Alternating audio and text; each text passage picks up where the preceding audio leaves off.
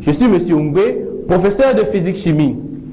Le cours de 3e d'aujourd'hui portera sur l'électrolyse et la synthèse de l'eau.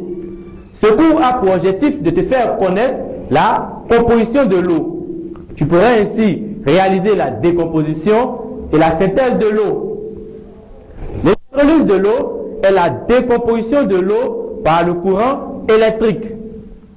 On obtient deux gaz, le dioxygène et le dihydrogène.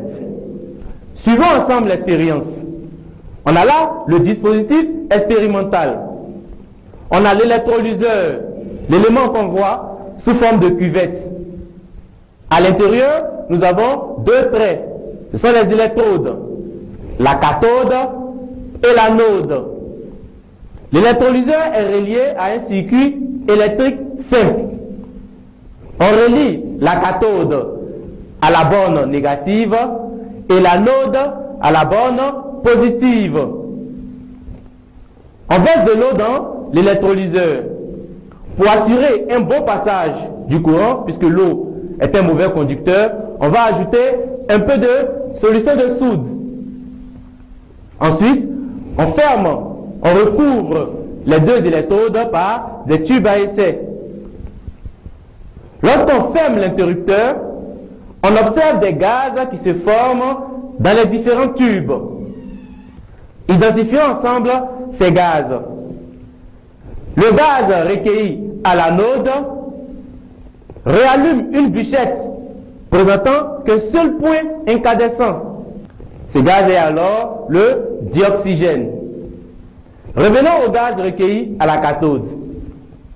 Il émet une légère détonation à l'approche d'une flamme. Ce gaz est donc le dihydrogène. Passons à présent à la synthèse de l'eau. Faire la synthèse de l'eau, c'est fabriquer de l'eau.